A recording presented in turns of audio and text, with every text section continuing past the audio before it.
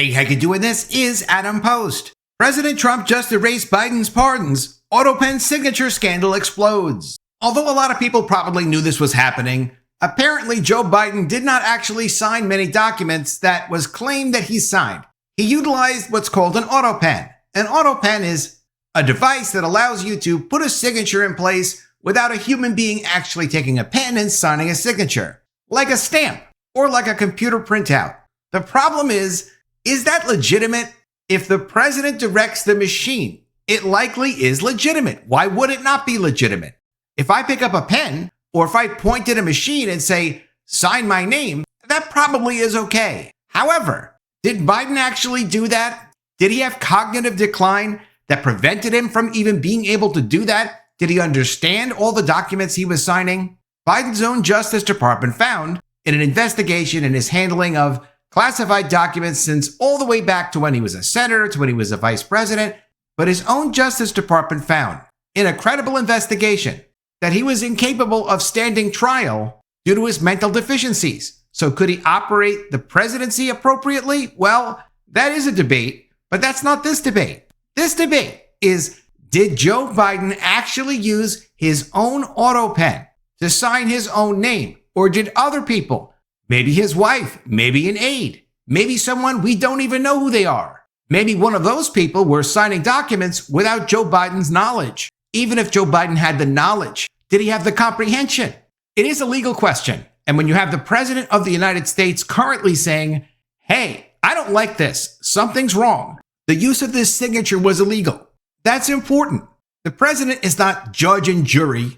The president doesn't get to decide what the law is and what the law isn't in an exclusive way. You have to go through a process. But will there be an investigation of this? Oh yeah, there's going to be a serious investigation of the use of Biden's AUTOPEN and Biden's cognitive decline while he was president. That much we can be sure about. Pursuing this issue of the AUTOPEN, especially with regard to the pardons that Biden issued right before Biden left the White House, puts many of Trump's enemies against each other, concerned, worried, yes, panicked over whether or not they're actually going to get in some serious trouble, or whether or not they can be investigated. Even a serious investigation for the things that Biden pardoned all these people for.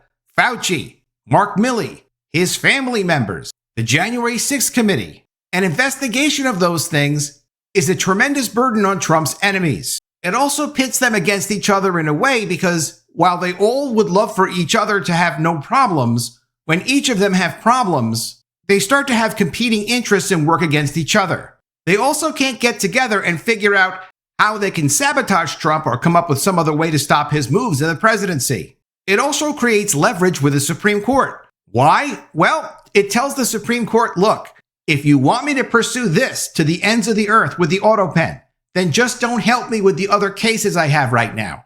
Just continue not helping with the issues when you have a district court judge doing national injunctions seizing up the presidency. And not just the presidency, but the entire executive branch. The more Trump makes noise about this AUTOPEN issue, the more Trump demands an investigation of this, the more trouble that it makes for the people that would like to keep this quiet and pretend it never happened. From the New York Post, Trump says Biden's AUTOPEN pardons are now void, vacant, and of no further force or effect, vowing a probe of January 6th House Select Committee. President Trump said early Monday that he was voiding all the last-minute pardons former President Joe Biden made using an AUTOPEN. Quote, the pardons that sleepy Joe Biden gave to the Unselect Committee of Political Thugs and many others are hereby declared void, vacant, and of no further force or effect because of the fact that they were done by AUTOPEN, according to Trump, who posted this on his Truth Social. Quote, in other words, Joe Biden did not sign them, but more importantly, he did not know anything about them. Trump said of the oldest ever president and concerns of his age-related mental abilities at age 82. Trump also alleged that the pardons were not approved by his predecessor. Quote, the necessary pardoning documents were not explained to or approved by Biden, he said. He knew nothing about them, and the people that did may have committed a crime. Could it really be a crime to see like, all right, there's old Biden. I'm not going to go through this with him. I know that he probably has no problem with pardoning Trump's enemies. I could even just ask him, hey, can I just pardon all of Trump's enemies? And this way, Trump can't go after them. I'll include your family members in it. Biden might have said, okay, yeah, sure. Did he see the entire pardon document? Does it matter if he sees the entire pardon document? All of that should be investigated, and it looks like it's going to be investigated. I'll make a prediction though. If the Supreme Court says, okay, no more national injunctions by district court judges, which is effectively blocking a lot of the president's agenda right now, if they trade Trump that power, which he should be entitled to anyway, but if they trade him that power, he might tune this out. If not, he might make this a lot louder. Because even though this just happened this morning, it is getting some traction. But if you're in the White House and you're not going through a very careful procedure to make sure that the powers of the president to do pardons, to sign documents, to do anything, if you're not making sure that's being done really carefully and through a very careful procedure, you could be, let's just say maybe accidentally, signing a document on behalf of the President of the United States without legitimate authority, which would mean that document should not have authority. And it would mean that, maybe you did commit a very serious crime. For example, if they had a rule inside the White House like, well, as long as Joe Biden says it's okay, then it's sort of okay.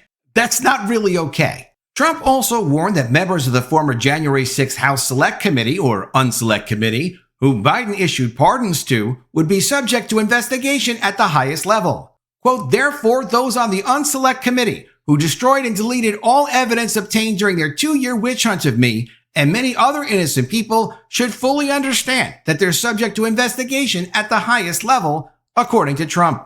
When Trump says they deleted all the evidence obtained against him during their witch hunt, what he's talking about is the committee that investigated Trump that accused him of being involved in January 6th did collect a lot of information that they then later did destroy, including like all their videotaped interviews and a lot more information that would have shown that Trump was guilty of nothing. They kept some evidence and they deleted other evidence, and then they made a criminal referral for Trump to the Department of Justice, but you're not supposed to make a criminal referral and delete information that would show the subject of that referral didn't actually commit the crime you're accusing them of. You're destroying evidence.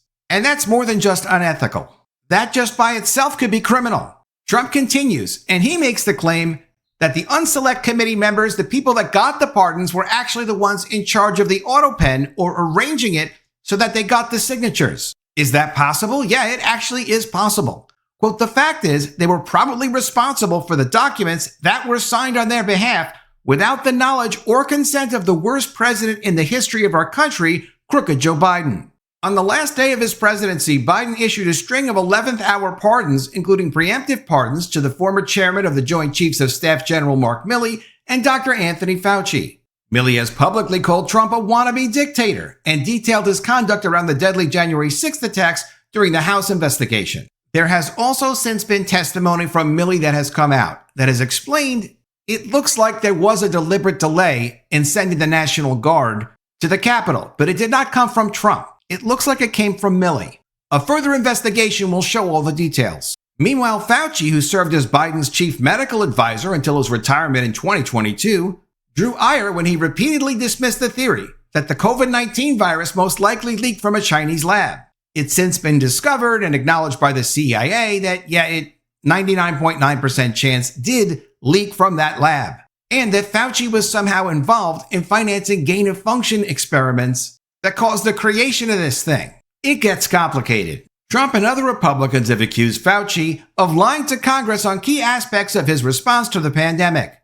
Fauci denied to Congress that when he was the head of the National Institute of Allergy and Infectious Diseases, NIAID, the government funneled money to EcoHealth Alliance for gain-of-function research. However, federal watchdog and congressional investigations found evidence of federal dollars going towards risky gain-of-function research at China's now infamous Wuhan Institute of Virology. Fauci's general defense for that was to say that, it's not really gain-of-function research. I changed the definition so it doesn't become gain-of-function research, even though it's the same thing as gain-of-function research. Even the Obama administration blocked that. Yet he continued it in China.